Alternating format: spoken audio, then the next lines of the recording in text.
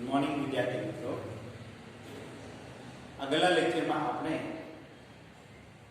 गति करता कण माटे सरेराश वेग अने तत्कालीन वेगनी चर्चा करी थी। हवे आपने ए ज कण माटे प्रवेग अने तत्कालीन प्रवेग अने प्रवेग एना घटकोना संदर्भमां कई रीते मेळवी शकाय ए आपणे જોઈએ। तो प्रश्न ए रीते सरेराश प्रवेग અને તત્કાલીન પ્રવેગ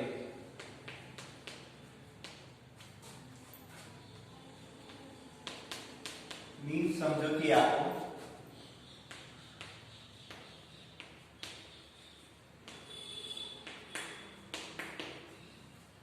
तो अहिया विद्यार्थी मित्रों धारो के द्विपरिमाण में कोई एक कण गति करे छे। द्विपरिमाण में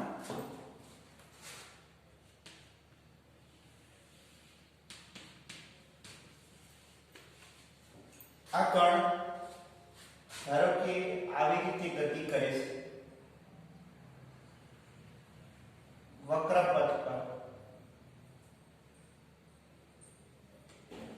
xy સમતલ માં કણ ગતિ કરે છે। t બરાબર 0 સમયે કણ ધારો કે અહીંયા પહોંચ્યો p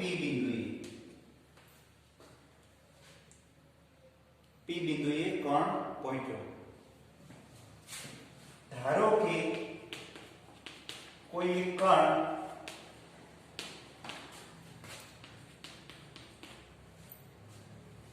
xy समतल में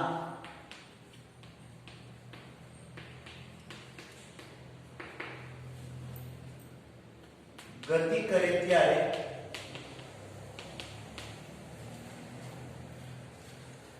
t बराबर t समये p बिंदु पासे होय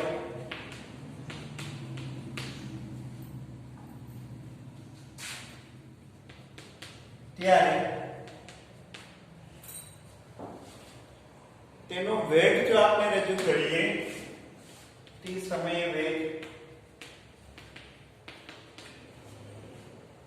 v सदिश आकृति में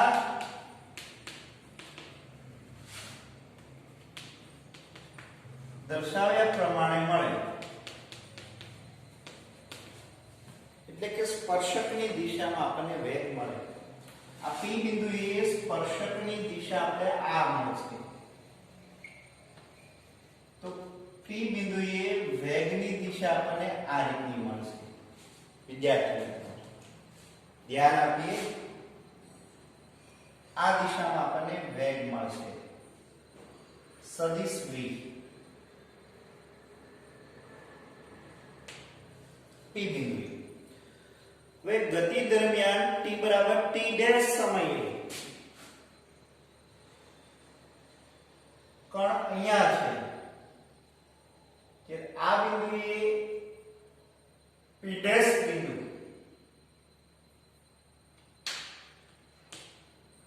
ત્યારે સ્પર્શકની દિશા મળશે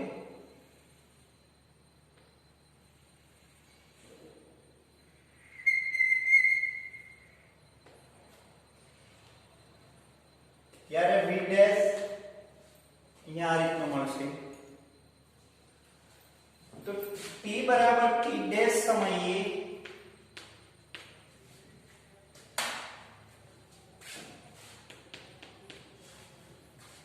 कण p डैश बिंदु પાસે પહોંચે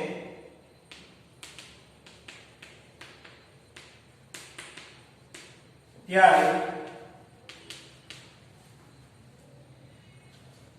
तेनो वेग धारो के v डैश से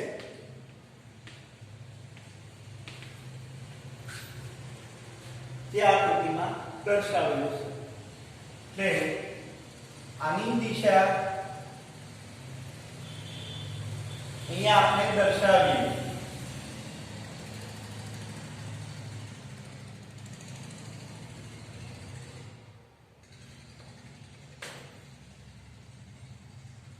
આવી રીતે v સદિશ ડેશ, આ v ડેશ સદિશ અને v ડેશ સદિશ, v સદિશ અને v ડેશ પ્રારંભ વેગ અને અંતિમ વેગ.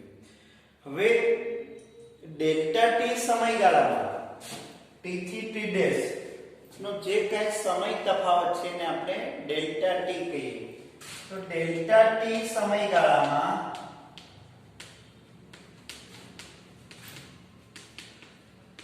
વેગનો ફેરફાર, એટલે એનો મતલબ એવો છે કે અંતિમ વેગમાંથી પ્રારંભિક વેગ બાદ એને આપણે ડેલ્ટા v કહીએ. આગળ ઉપર આપણે ભણી ગયા v2 v1 એને આપણે ડેલ્ટા v કહીએ. શું કહીએ? ડેલ્ટા v કહીએ. વિદ્યાર્થી મિત્રો, તો ડેલ્ટા v કઈ રીતે આપણે મેળવશું? તો કે v ડેશ માં v નો પ્રતિપ વિધેય ઉમેરી, એટલે કે આનો પ્રતિપ વિધેય આ થશે, જેને આપણે માઈનસ v વડે દર્શાવીએ. શાના વડે દર્શાવીશું? માઈનસ v વડે દર્શાવીશું. ક્લિયર? હવે આમાં આને ઉમેરીએ એટલે સમાંતર બાજુ ચતુષ્કોણ વિચારીએ. વિદ્યાર્થી મિત્રો,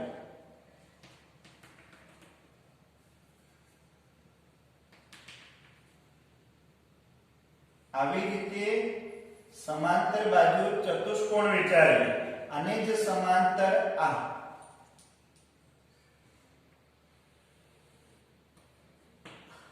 આવી રીતે સમાંતર બાજુ ચતુષ્કોણ વિચારીએ તો બંનેના પૂછ અને બંનેના શીર્ષ પર ને જોડતો એક સદિશ મળશે, જેને આપણે ડેલ્ટા v કહીએ. શું કહીએ? ડેલ્ટા v, પરિણામી સદિશ delta v.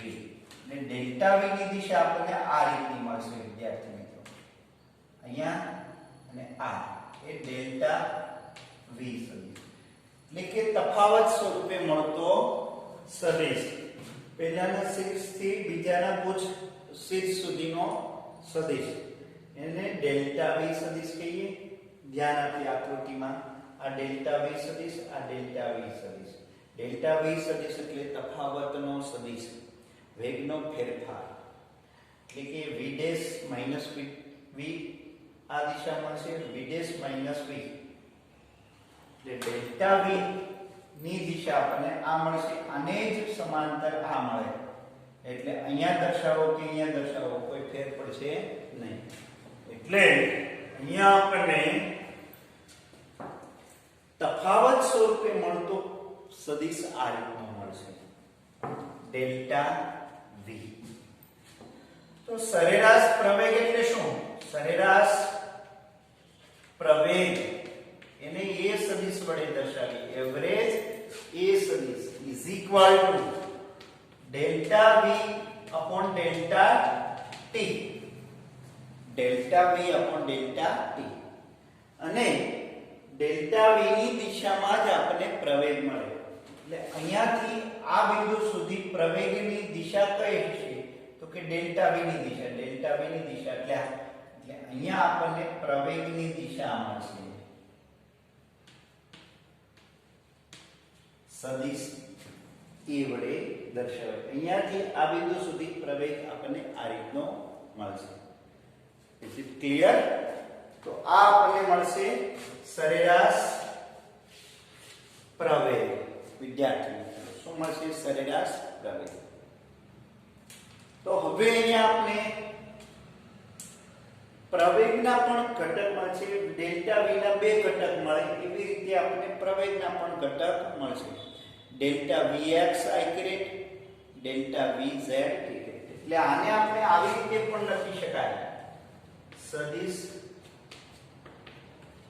delta vx upon delta t caret I plus delta vy delta t caret j વડે દર્શાવી શકાય.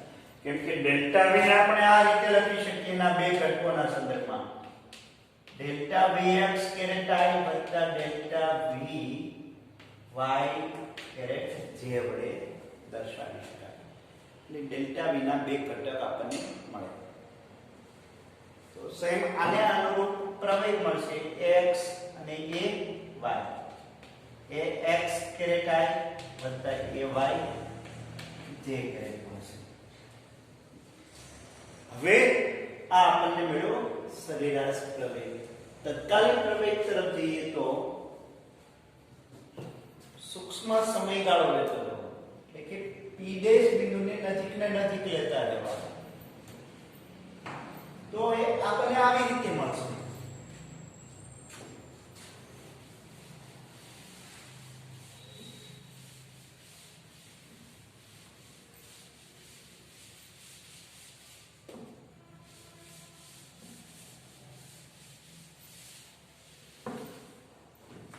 ધારો કે હવે આપણે p બિંદુને અહીંયા લઈએ.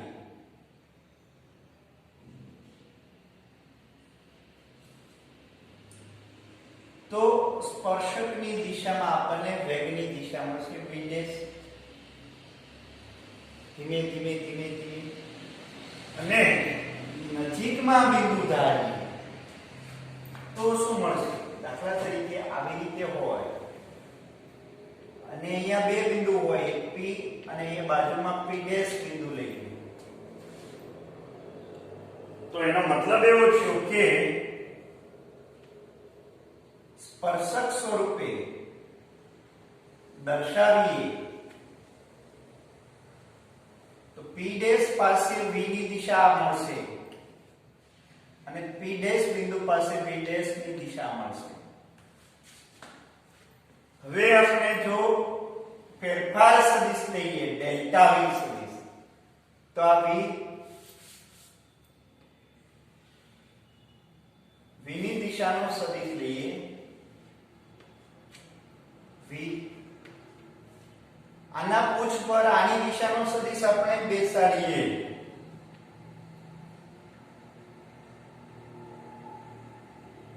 આ રીતે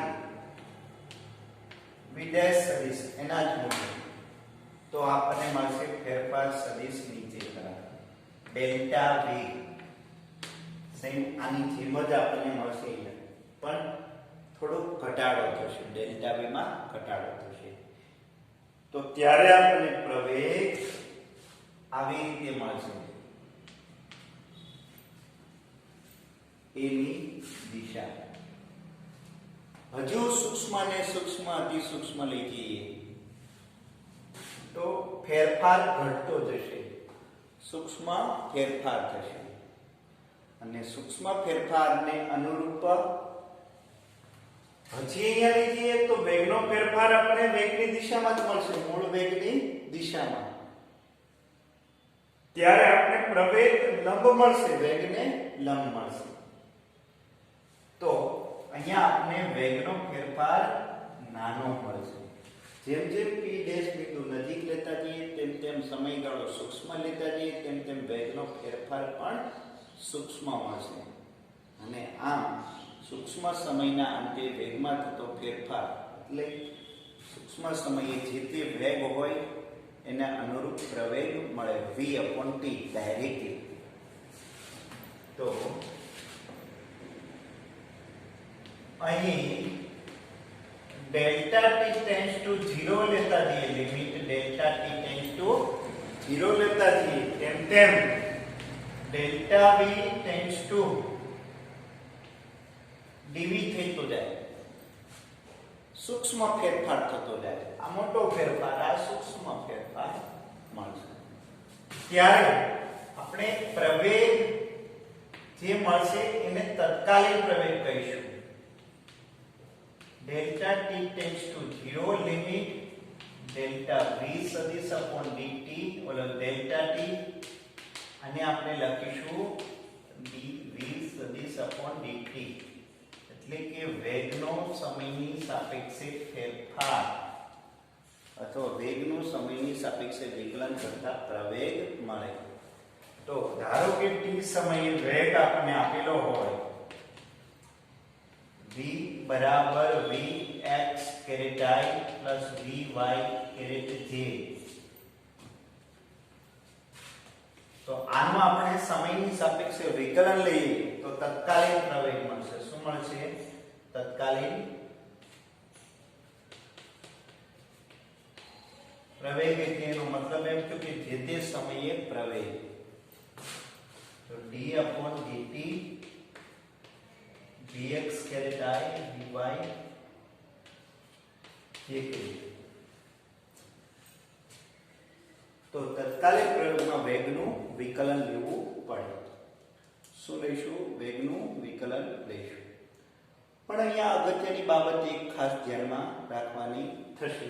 આ બાબતે આ તો આગળ ઉપર આપણે ભણી પણ ગયા છે. વેગનું સમયની સાપેક્ષે વિકલન લેતા પ્રવેગ મળે અથવા સ્થાનનું 2 વાર વિકલન લેતા પ્રવેગ મળે. સ્થાનનું 1 વાર વિકલન લઈએ તો વેગ મળે. વેગનું ફરી પાછું બીજી વાર વિકલન લઈએ તો પ્રવેગ મળે. પણ વેગના ફેરફારની દિશા જ પ્રવેગની દિશા હોય એ અગત્યની બાબત છે. અહીંયા સદિશ ચેપ્ટરમાં ખાસ અગત્યની બાબત એ કે પ્રવેગની દિશા કઈ હોય. તો કે પ્રવેગની દિશા એ વેગમાં થતા ફેરફારની દિશામાં હોય એ અગત્યની બાબત છે. બાકી તો ત્રીજા ચેપ્ટરની જેમ જ આપણે તારવણી કરવાની હોય છે. તો અહીંયા એક ખાસ ધ્યાનમાં રાખવું ઘટે. તો વિદ્યાર્થી મિત્રો, આ વેગના ફેરફારની દિશા. હવે આપણે એક અગત્યની બાબત જોઈ લઈએ કે પ્રવેગ કઈ કઈ રીતે મેળવી શકાય.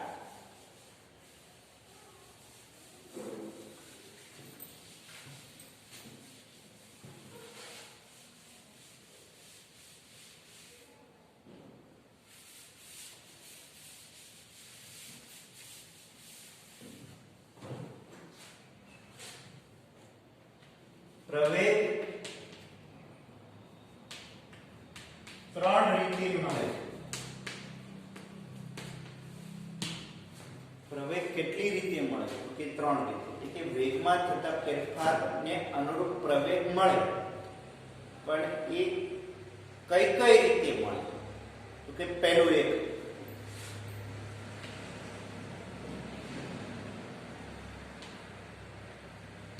વેગના મૂલ્યમાં થતા ફેરફારના કારણે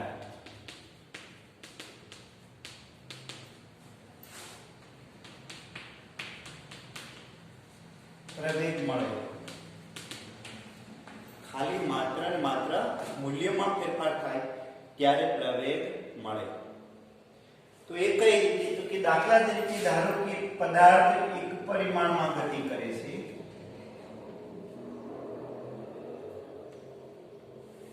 એ જ દિશામાં અને સતત એનો વેગ વધતો જાય.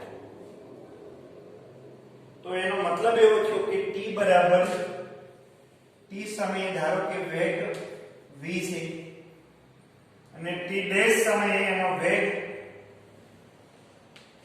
v ડેશ છે એ જ દિશામાં. તો એનો મતલબ એવો થયો કે ડેલ્ટા v પણ એ જ દિશામાં હશે. શું મળશે? ડેલ્ટા v એ જ દિશામાં. તો ડેલ્ટા v પણ આપણે આ જ દિશામાં મળશે. વેગનો ફેરફાર એ જ દિશામાં આપણે મેળવી શકીએ. તો દિશામાં કોઈ ફેરફાર ન થયો ત્યારે પ્રવેગની દિશા આ જ મળશે, પણ મૂલ્યના કારણે પ્રવેગ મળશે. શાના કારણે પ્રવેગ મળશે? મૂલ્યના કારણે. જો પ્રતિપ્રવેગ હોય તો એ વિરુદ્ધ દિશામાં મળશે. વેગના ફેરફારની વિરુદ્ધ દિશામાં. તો અહીંયા ખાસ ધ્યાન આપીએ, જો મૂલ્ય ના ફેરફારના કારણે પ્રવેગ મળતો હોય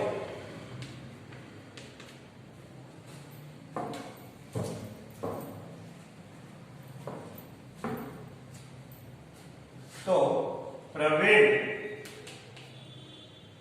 વેગની દિશામાં અથવા તેની વિરુદ્ધ દિશામાં મળે.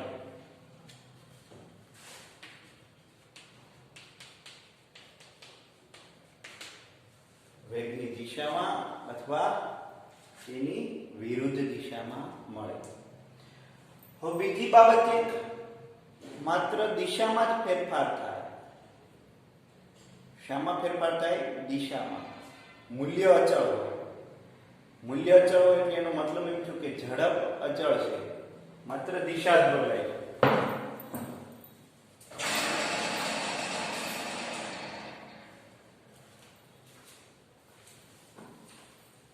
તો અહીંયા બીજું એક, બે વેગની દિશા બદલાય અને મૂલ્ય અચળ હોય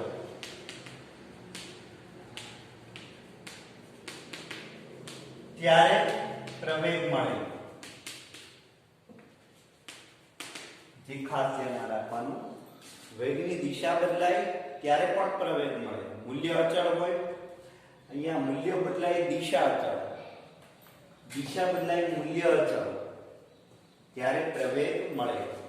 એનું ઉદાહરણ આપું કે ધારો કે કોઈ એક અચળ ઝડપથી ગતિ કરતો કણ હોય વર્તુળમય પથ પર.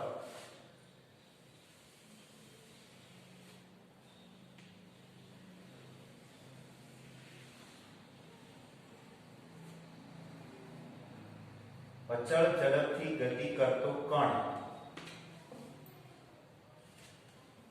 ધારો કે t બરાબર t સમયે કણ અહીંયા છે, p બિંદુએ.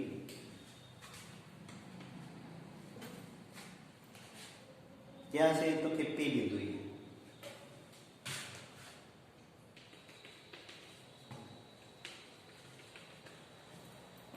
ત્યારે એનો વેગ v, મૂલ્ય કેટલું? v. તો v મૂલ્યનો સદિશ એની દિશામાં દોરીએ, સ્પર્શકની દિશામાં. તો ત્યારે આપણને v આવી રીતે મળશે, v સદિશ. હવે અચળ ઝડપથી ગતિ કરતા કરતા કણ અહીંયા આવશે.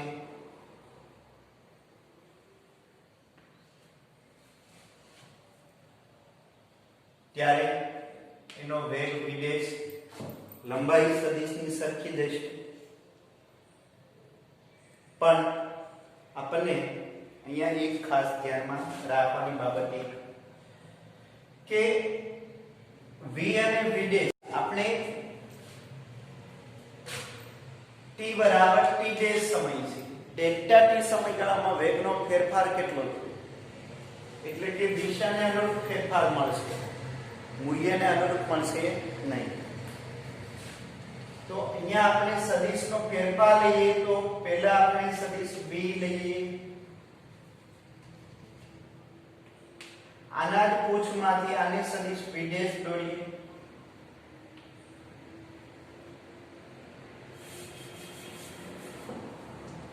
ત્યાં નહીં દેખાય, ઉપર લખો છું.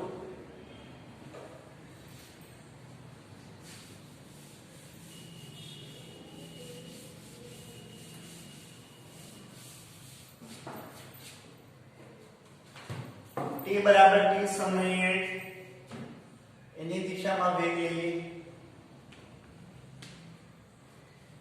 t બરાબર t' સમયે v'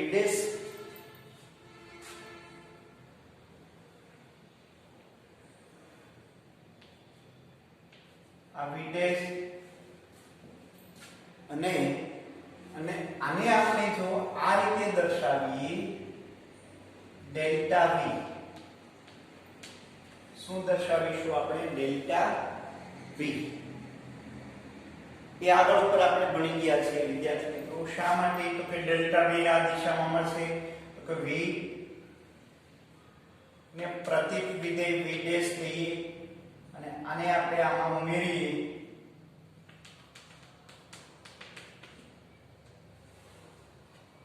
તો આ મળશે આપણને ડેલ્ટા, સોરી એક જ મિનિટ, આની દિશા મળશે, આ આપણે ડેલ્ટા v ની દિશા મળશે, એટલે કે v' v. આમાં આ સદિશને આપણે ઉમેર્યું સમાંતર બાજુ ચતુષ્કોણની રીતથી, એટલે ડેલ્ટા v ની દિશા મળશે. એટલે કે એનો મતલબ એ થયો કે અહીંયાથી આ પથ દરમિયાન ડેલ્ટા v ની દિશા એ કેન્દ્ર તરફની દિશા મળશે. આ દિશામાં ડેલ્ટા v ની દિશા મળશે. શું મળશે? ડેલ્ટા v ની દિશા કેન્દ્ર તરફ મળે. હવે ધારો કે કોણ અહીંયાથી અહીંયા આવશે, એટલા જ લંબાઈનો સદિશ દોરીએ v ડબલ ડેશ, તો અહીંથી અહીંયા થતો ફેરફાર કેટલો? તો સેમ એવી રીતે લઈએ તો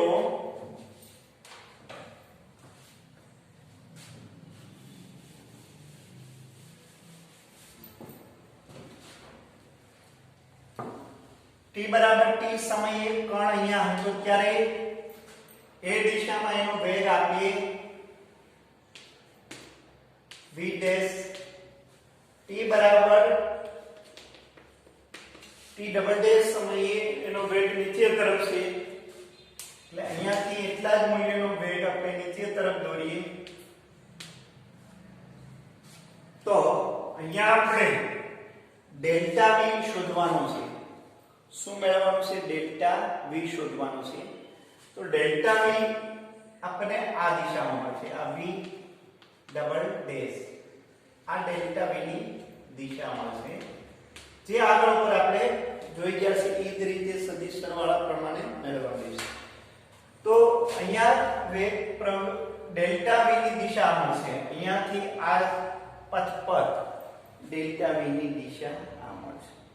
તો અહીંયાથી અહીંયા પહોંચીએ ત્યારે વિદ્યાર્થી મિત્રો ડેલ્ટા v ની દિશા મળશે, અને અહીંયાથી આ રીતે જે તમે જાતે પણ કરી શકો છો. તો અગત્યની બાબત એ છે કે જે તે બિંદુએ આપણે દોરીએ તો સ્પર્શકની દિશામાં વેગ મળે, પ્રવેગની દિશા લંબ મળે.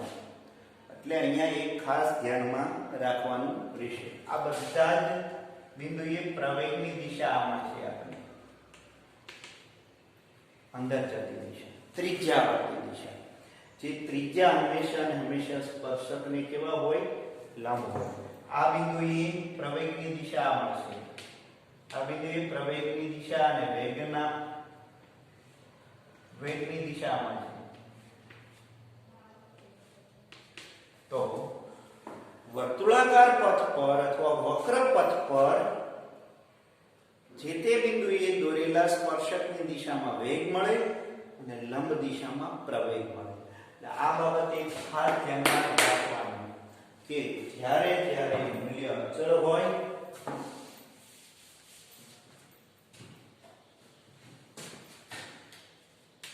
જ્યારે વેગનું મૂલ્ય અચળ હોય, મૂલ્ય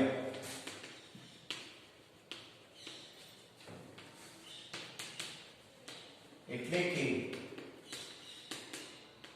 ઝડપ અચળ હોય,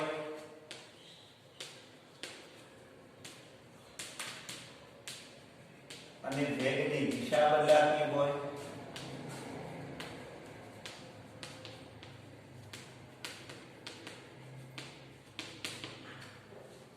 ત્યારે પ્રવેગ દિશાના ફેરફારના કારણે મળે.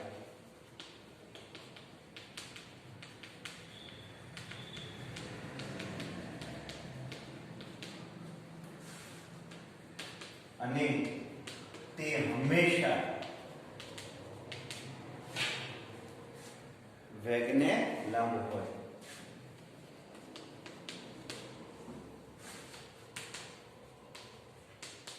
સ્પર્શક સ્વરૂપે હોય. એટલે વેગ અને પ્રવેગ પરસ્પર હંમેશા લંબ હોય. જે તે બિંદુએ વેગ અને પ્રવેગ પરસ્પર કેવા હોય? લંબ હોય. તો એ ખાસ ધ્યાનમાં રાખવાનું. દિશાના કારણે પ્રવેગ મળે ત્યારે પ્રવેગ હંમેશા વેગને લંબ હોય. હવે ત્રીજો પ્રકાર પ્રવેગ કઈ રીતે મળે? તો કે દિશાના કારણે અને મૂલ્યના કારણે, બંનેના કારણે ફેરફાર થતો હોય ત્યારે આપણે પ્રવેગ કઈ રીતે મેળવી શકીએ એ જોઈએ.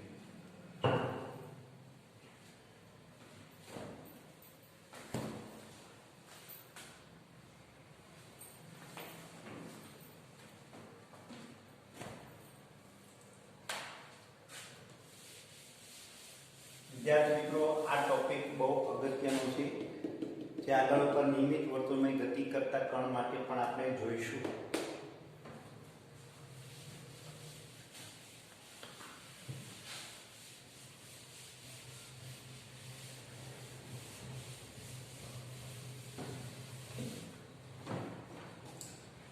ત્રીજી રીત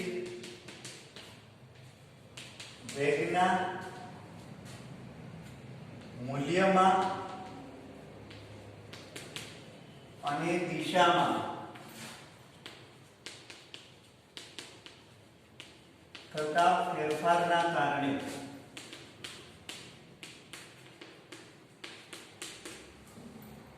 પ્રવેગ મળે.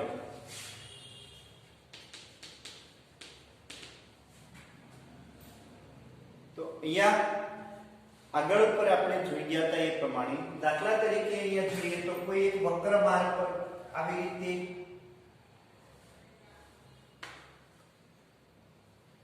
અહીંયા એનો વેગ વધુ છે અને એને 20 સદિશ વડે દર્શાવીએ. P બિંદુ પાસે અહીંયા પહોંચતા એનો વેગ આ દિશામાં છે અને વેગનું મૂલ્ય ઘટી ગયું એટલે v' સદિશ નાનો થઈ ગયો, v સદિશ મોટો થઈ ગયો. તો આપણે પ્રવેગની દિશા જોઈએ તો કે પહેલા વેગના ફેરફારની દિશા જાણીએ. તો આ છે વેગ v સદિશ. અહીંયા આના પૂંછમાંથી v' સદિશ દોરીએ એની દિશામાં.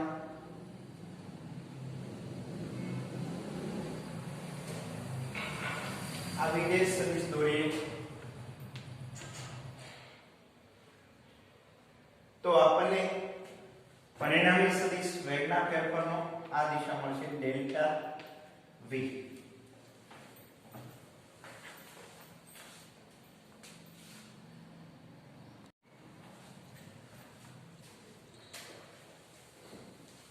તો અહીંયા આપણે ડેલ્ટા v ની દિશા મળશે એટલે એનો મતલબ એવો છે કે પ્રવેગની દિશા આપણને આ રીતની મળે. તો એ વેગને થીટા કોણે પ્રવેગ મળે. વેગને જે તે દિશામાં અહીંયા દાખલા તરીકે વેગની દિશા જો આપણે આ સ્પર્શકની દિશા લઈએ તો એને થીટા કોણે પ્રવેગ મળે.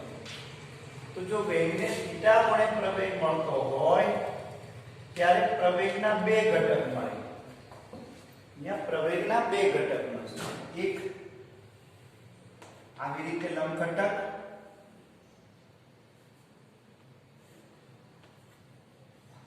આવી એટલે કે ધારો કે પ્રવેગ થીટા કોણે હોય આ દિશામાં તો x અને y સમતલમાં પ્રવેગ દર્શાવીએ તો એક વેગનો ઘટક પ્રવેગનો ઘટક આ મળશે અને એક આ પ્રવેગનો ઘટક મળશે જેને લંબ ઘટક કહીશું અને સમાંતર ઘટક કહીશું. વેગના ફેરફારની દિશામાં એક ઘટક મળશે, એક ઘટક એને લંબ રૂપે મળશે. પરિવારથી ધ્યાન આપીએ જ્યારે પ્રવેગ વેગને લંબ થીટા કોણે હોય એટલે કે બંનેની દિશા અલગ અલગ હોય ત્યારે જે કઈ પ્રવેગ મળશે એના બે ઘટક મળે, એક લંબ ઘટક અને એક પ્રવેગ નો આ લંબ ઘટકના સમાંતર. ધ્યાન આપીએ સમાંતર ઘટક એ કણને પ્રવેગી ગતિ કરાવે, રેખીય ગતિ કરાવે અને લંબ ઘટક એ કણને ચાપ ગતિ કરાવે. એટલે આનો મતલબ એવો છે કે આવી રીતે ગતિ કરતો રહે કણ રેખીય ગતિ કરે સાથે સાથે ચાપ ગતિ પણ કરે. આવી ગતિ આગળ ઉપર આપણે 12મા ધોરણમાં આવશે. તો આવી ગતિ ક્યારે મળશે તો કે જ્યારે વેગની દિશા બદલાશે અને મૂલ્ય બદલાશે ત્યારે આવા પ્રકારની ગતિ મળશે. એટલે કે વેગને સમાંતર પ્રવેગ મળશે અને વેગને લંબ પણ પ્રવેગ મળે, એટલે કે એની બે દિશામાં અસર જોવા મળે. પ્રવેગની બે દિશામાં અસર જોવા મળે. ત્યાં આગળ પર વધુ વિશેષ આપણે ભણશું ત્યારે જોઈશું.